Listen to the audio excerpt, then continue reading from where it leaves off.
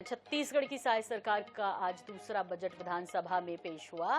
वित्त मंत्री ओपी चौधरी ने इस बार गति GATI थीम पर आधारित पेश किया बजट। वित्त मंत्री ने बजट में रायपुर दुर्ग के बीच मेट्रो चलाने को लेकर एक बड़ी घोषणा की है। रायपुर से दुर्ग के लिए मेट्रो रेल सर्वे के लिए 5 करोड़ रुपए का प्रावधान किया। इसके अलावा सरकारी कर्मचारियों को भी बड़ी सौगात दी। छत्तीसगढ़ के सरकारी कर्मचारियों को मिलने वाला महंगाई भत्ता DA बढ़ाकर अब 53% कर दिया जाएगा। इसके अलावा बजट भाषण में ओपी चौधरी ने कहा कि 1 अप्रैल से 2025 से प्रदेश की जनता को 1 रुपए सस्ता पेट्रोल मिलेगा। इसके अलावा बजट में कई प्रमुख घोषणाएं की गई। महतारी वंदन योजना के लिए पहले इस बार 5,500 करोड़ का प्रावधान रखा गया। PM आवास के लिए 8,500 करोड़ का प्रावधान है। पंचायतों की सड़कों को जोड़ने के लिए मुख्यमंत्री ने रिंग रोड योजना की शुरुआत की। इसके लिए बजट में 100 करोड़ रुपए का प्रावधान किया गया है। इसके अलावा नक्सल प्रभावित क्षेत्रों में 15,000 आवास बनाए जाएंगे। इसके अलावा कृषक उन्नति योजना के लिए 10,000 करोड़ का प्रावधान किया गया। भूमिहीन कृषक मजदूरों के लिए बजट में 600 करोड़ का प्रावधान किया गया है।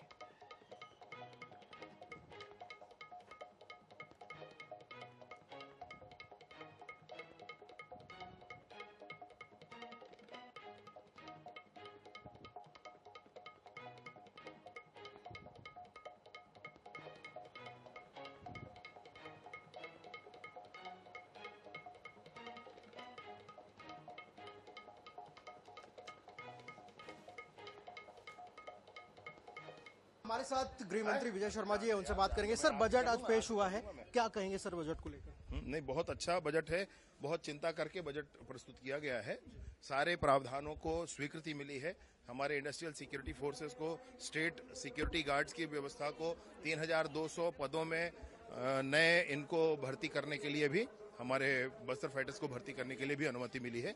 बहुत अच्छा बजट है, चिंता करने की वजह। सर, मार्च 2026 तक नक्सलवाद खत्म करने का लक्ष्य है, उसको लेकर कितना कारगर होगा ये बजट? नहीं, वही मैं आपसे कह रहा हूँ। मार्च 2026 का जो विषय है उसी के संदर्भ में कह रहा हूँ कि 3,200 हमारे लिए हम बस्तर फाइटर्स की नियुक्ति करेंगे। बस्तर के युवा उसमें भर्ती होंगे।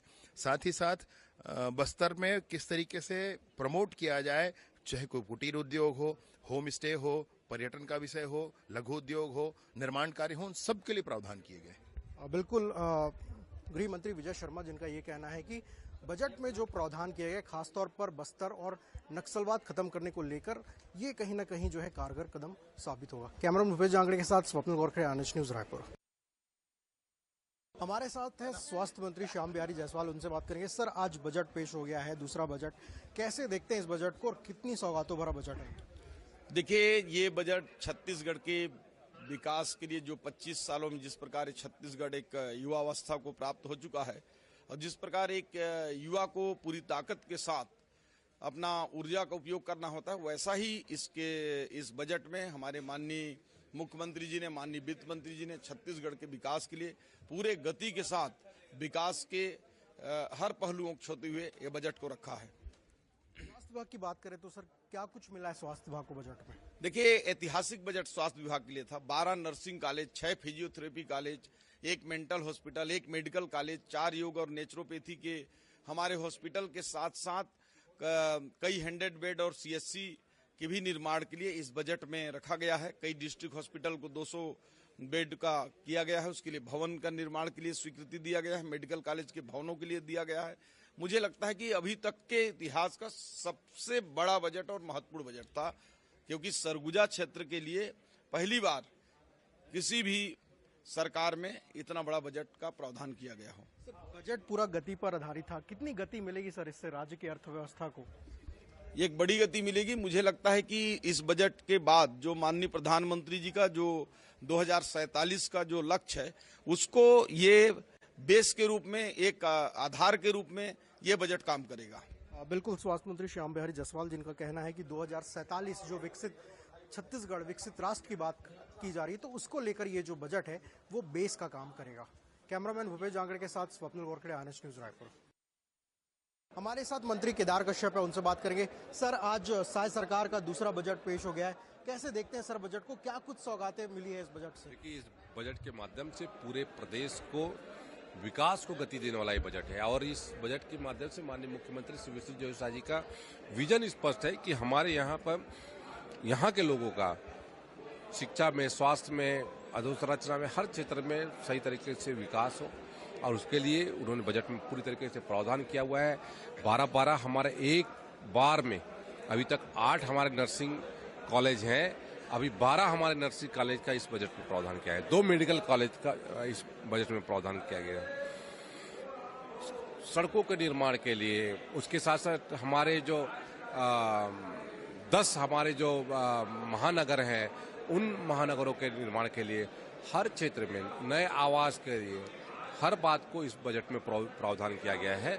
और मुझे उम्मीद है जिस तरीके से इस बजट में जो प्रावधान किया गया है उसके माध्यम से छत्तीसगढ़ आने वाले समय में देश का सर्वश्रेष्ठ राज्य के रूप में आगे आ गया। वन विभाग की अगर बात करें तो सर, वन विभाग को क्या कुछ इस बजट से मिला है? वन विभाग को एक तो पिछली सरकार में इन्होंने चरण पादुका योजना पूरी तरीके से बंद करके रखा था। इसमें हम माननीय मुख्यमंत्री जी ने उसका प्रावधान किया है। वन का रकबा हमारा बढ़े और हमारे जो देश का तीसरा जो टाइगर रिजर्व हम लोगों ने, हमारे माननीय मुख्यमंत्री जी ने घोषित किया है, तिमोर पिंगला, जो उसको और कैसे हम डेवलप करें, इसके दृष्टि से इस बजट में प्रावधान किया हुआ है। और आने वाले समय में ज़्यादा से, क्योंकि पूरा वनाच्छादित क्षेत्र है, फॉरेस्ट का एरिया हम लोगों ने पिछले साल बढ़ाया, इस वर्ष और बढ़ाएंगे ताकि हमारा फॉरेस्ट का एरिया के दृष्टि से भी हमारे देश में सर्वश्रेष्ठ स्थान हो। ज्ञान के बाद अब गति, लेकिन गति को कांग्रेस दुर्गति बता रही है सर। अब दुर्गति की बात, अभी आज जितनी गति को दुर्गति कहने की हिमाकत तो ये कर ही रहे हैं, कर रहे थे। मैं दूसरी जगह पर बोल चुका हूँ, उनकी दुर्गति तो जनता ने कर ही दी है हर क्षेत्र में, हर चुनाव में। अब कल से जब चर्चा होगी तो उसमें उनके जो विषय आएंगे तो उस पर हम जवाब भी देंगे, और जो गति और उसको गति है, गति की प्रगति है कि दुर्गति है, और किसकी दुर्गति है ये भी बताया जाएगा। बिल्कुल, मंत्री केदार कश्यप, जिनका ये कहना है कि इस बजट से छत्तीसगढ़ को जो है एक नई दिशा मिलेगी, छत्तीसगढ़ तेजी से जो है विकास करेगा। साथ ही उन्होंने कांग्रेस पर भी, जिस तरीके से कांग्रेस ने बजट को लेकर प्रतिक्रिया दिया, उस पर उन्होंने कड़ा प्रहार किया है। कैमरामैन भूपेश जांगड़े के साथ स्वप्निल गोरखड़े, आनंद न्यूज, रायपुर।